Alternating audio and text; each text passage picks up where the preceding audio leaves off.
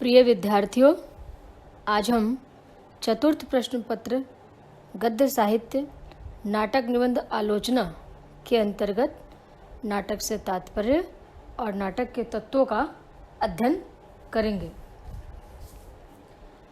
भारतीय काव्य आचार्यों ने काव्य को दो वर्गों में विभाजित किया है, श्रव्य काव्य और दृश्य काव्य। श्रव्य काव्य से आशय उस काव्य रूप से है जिसका आनंद उपभोग सुनकर किया जाए। उपन्यास, कहानी, संस्मरण, जीवनी, आलोचना, कविता, महाकाव्य आदि श्रव्य काव्य की कोटि में आते हैं।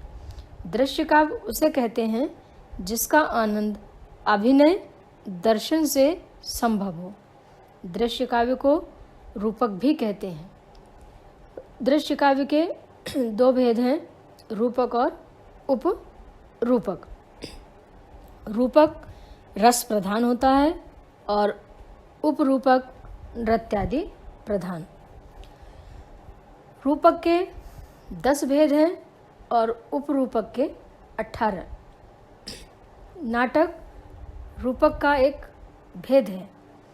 आज की बहुप्रचलित विधा एकांकी भी दृश्य काव्य का ही एक रूप है। चूँकि इसमें एक अंक होता है, इसलिए इसे एकांकी कहते हैं। अब हम देखेंगे नाटक की परिभाषा और उसका स्वरूप। नाटक को पंचम वेद की संज्ञा दी गई है। नाटक नामक इस पंचम वेद में ऋग्वेद का संवाद, सामवेद का गान, यजुर्वेद का अभिनय और अथर्ववेद का रस के 4 मूल तत्व समाहित हैं। आध्यात्मिक अर्थों में ये संपूर्ण विश्व रंग स्थल है। इस संसार को ब्रह्मा का नाटक भी कहा गया है। ब्रह्मा नाट्यमिदं सर्वम। लौकिक अर्थों में व्यक्ति जन्म लेते ही अभिनय प्रारंभ कर देता है। शिशु, किशोर, युवा, प्रौढ़, वृद्ध आदि के रूप में मनुष्य जो कार्य करता है वह मानो अभिनय है। नाटक के संदर्भ में भरत मुनि ने नाट्य शास्त्र में लिखा है, यह नाट्य तीनों लोकों के भावों का अनुकरण है। यह मैंने इसलिए बताया है कि इसके द्वारा अनेक प्रकार के भाव तथा अनेक प्रकार की अवस्था वाले संसार की दशा का अनुकरण किया जा सकेगा। इसके द्वारा उत्तम, मध्यम और अधम सभी प्रकार के लोगों का चरित्र दिखाया जा सकेगा।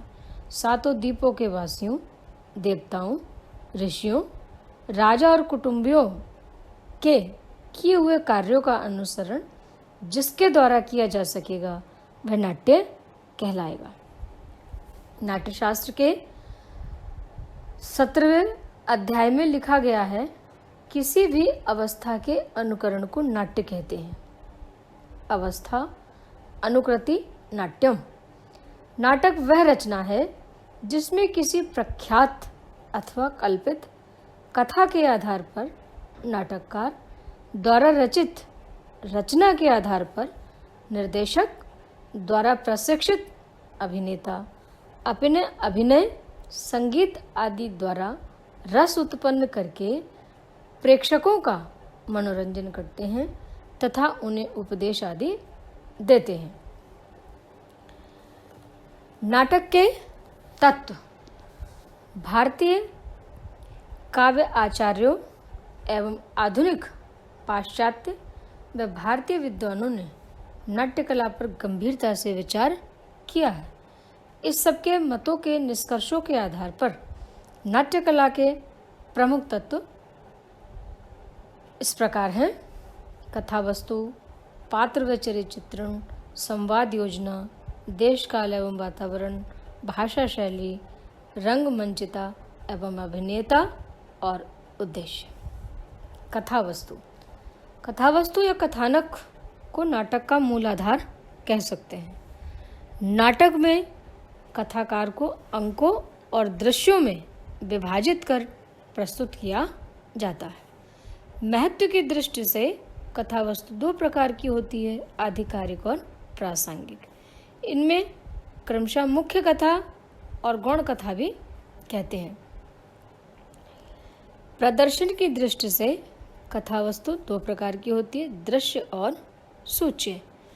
मंच पर प्रस्तुत की जाने वाली कथा वस्तु दृश्य और संवाद आदि के माध्यम से सूचित कथा वस्तु को सूच्य कहते हैं। भारतीय दृष्टि से नाटक में कथा वस्तु का संयोजन एक सुसंबद्ध व्यवस्था के अनुसार होता है। पाश्चात्य समीक्षकों के अनुसार नाटक के कथानक को 5 अवस्थाओं आरंभ, विकास, चरम सीमा, उतार और अंत के अनुसार क्रमबद्ध रूप से प्रस्तुत किया जाता है। भारतीय एवं पाश्चात्य दोनों ही नाट्य शास्त्रों में कथानक की 5 स्थितियां होती हैं। अंतर है तो 2 दृष्टियों से। भारत में सुखांत या प्रसादांत कथानक अच्छे समझे गए हैं, जबकि पश्चिम में दुखांत। भारत में नायक को प्रमुखता दी गई है, पश्चिम में द्वंद्व एवं संघर्ष को। आज का हिंदी नाटक भी संघर्ष से युक्त होता है। कथानक में नवीनता, कौतूहल, जिज्ञासा, आकस्मिकता, मनोवैज्ञानिकता, नियता आदि को अच्छा समझा जाता है। नेता अर्थात पात्र और चरित्र चित्रण। भारतीय नाट्य कला में नेता को अनिवार्य माना गया है, जबकि पश्चिम में उसकी स्थिति संदिग्ध है और कुछ आलोचक कथानक को अधिक महत्व देते हैं। नाटक के मुख्य पात्रों को नायक और नायिका कहते हैं। खलनायक, विदूषक आदि की स्थिति भी रहती ही है। नाटक में सामान्यतः 20 और 25 पात्र रहते हैं। महत्व की दृष्टि से कुछ पात्र प्रमुख होते हैं और कुछ गौण। पात्र चाहे प्रमुख हो या गौण, सभी का चरित्रांकन मनोवैज्ञानिक धरातल पर होना चाहिए। संवाद योजना, इसे कथोपकथन भी कहते हैं। नाटक में पात्रों के वार्तालाप या संलाप को संवाद कहते हैं। भारतीय काव्यशास्त्र के अनुसार संवादों के 3 प्रकार हैं। नियत, श्राव्य। मंच पर उपस्थित कुछ ही लोगों द्वारा सुने जाने वाले। सर्व श्राव्य, सबके द्वारा सुने जाने योग्य। और अश्राव्य, केवल दर्शकों के द्वारा सुने जाने योग्य। स्वागत कथन और आकाश भाषित भी एक प्रकार का अश्रव्य संवाद ही है। संवादों के 3 कार्य होते हैं। पात्रों के चरित्र का उद्घाटन, कथा वस्तु का विस्तार और गति देना, सूच्य कथानक को अभिव्यक्ति देना। देशकाल एवं वातावरण, नाटक को स्वाभाविक और प्रभावशाली बनाने के लिए देशकाल और वातावरण का ध्यान रखना आवश्यक है। देश से आशय उस क्षेत्र विशेष से है जिसे मंच पर प्रस्तुत किया जा रहा है। काल से आशय युग विशेष से है और वातावरण से आशय परिवेश से है। इस प्रकार देश, काल एवं वातावरण में रीति रिवाज, रहन सहन, साज सज्जा, वेशभूषा, शिष्टाचार, आचार, व्यवहार, युग जीवन, संस्कृति आदि सभी कुछ आ जाता है। भाषा शैली, संवादों को अभिव्यक्त करने का माध्यम भाषा होती है।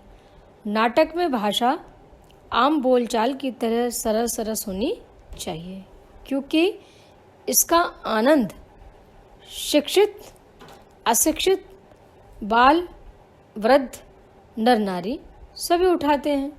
शैली को भारतीय आचार्यों ने व्रति कहा था। व्रतियाँ 4 हैं: भारती, कौशिकी, सात्वती और आर्भटी। आजकल नाट्य शैली से आशय रंग शिल्प से भी लिया जाता है। शैलीगत नवीनता और रोचकता नाटक को प्रभावित बनाती है। रंगमंचिता और अभिनेता। नाटक रंगमंची विधा है। नाटक को तभी सरल माना जाना चाहिए जब उसका सफलतापूर्वक मंचन हो सके। डॉक्टर गोविंद दास के अनुसार नाटककार को लिखने की विधि के साथ ही रंगमंच संबंधी ज्ञान भी आवश्यक है। रंगमंच के 4 अंग हैं: मंच, पार्श्व, नेपथ्य और पांडाल। इसी प्रकार नाट्यशालाएं भी 3 प्रकार की होती हैं: चतुरत्न यानी वर्गाकार, विकृष्ट लंबाई चौड़ाई से दोगुनी हो, और व्यस्य तिकोनी। नाटक अनिवार्यतः रंगमंच के अनुकूल होना चाहिए। उद्देश्य: हर रचना का एक उद्देश्य होता है। नाटक भी तभी सफल माना जाता है जब वह कुछ सुनिश्चित उद्देश्यों की पूर्ति करे। वह न केवल मनोरंजन दे, अपितु मृदुल उपदेश भी दे, लेकिन संकेत रूप में। नाटक का महत्व: समस्त काव्य कलाओं में नाटक को श्रेष्ठ माना गया है। काव्येषु नाटकम रम्यम। नाटक को समस्त रसों की खान कहा गया है, इसलिए यह समस्त विधाओं में सबसे अधिक लोकप्रिय है। इसका आनंदो उपभोग करने में हमारी समस्त इंद्रियां एकाग्रचित हो जाती हैं। ये सभी को मनोरंजन देता है। ब्रह्मा ने नाट्यशास्त्र में कहा है कि नाटक संसार में सभी को प्रसन्न करेगा। विनोद जनने लोके नाट्य भेतद भविष्यति। नाटक का द्वार सबके लिए सदा खुला रहा है, अतः नाटक की सामाजिक उपादेयता और महत्व स्वयं सिद्ध है। निष्कर्ष में हम यह कह सकते हैं कि नाटक काव्य की सर्वाधिक महत्वपूर्ण विधा रहा है। इसका महत्व इस दृष्टि से भी आंका जा सकता है कि भरत मुनि ने अपने आलोचना ग्रंथ का नाम नाट्यशास्त्रा रखा था। प्राचीन काल में नाट्य विधा भी थी अत्यंत लोकप्रिय। हिंदी का रंगमंच अपेक्षाकृत पिछड़ा रहा है, पर विगत 20-25 वर्षों से नाटक रंगमंच से जुड़ा है और त्वरित गति के विकास की ओर अग्रसर है। आकाशवाणी और दूरदर्शन की बढ़ती लोकप्रियता के कारण नाटक के क्षेत्र में अभिनव आयाम प्रस्तुत किए हैं। आजकल फिर रंगमंच गौण होता जा रहा है तथा दूरदर्शन प्रमुखता पा रहा है। दूरदर्शन की लोकप्रियता के कारण अब विश्व की श्रेष्ठ कथाकृतियाँ, यहाँ तक कि विशालकाय उपन्यास भी नाट्य रूप में प्रस्तुत किए जा रहे हैं। कुछ उपन्यासकार ऐसे भी हैं जिन्होंने अपने उपन्यासों के स्वयं भी नाट्य रूप प्रस्तुत किए हैं, जैसे कि मनु भंडारी ने अपने महाभोज को नाटक के रूप में भी लिखा है। वस्तुतः नाटक और रंगमंच अभिन्न है। नाटक सदा से रंगमंच पर प्रस्तुत किया जाता रहा है और किया जाता रहेगा। धन्यवाद।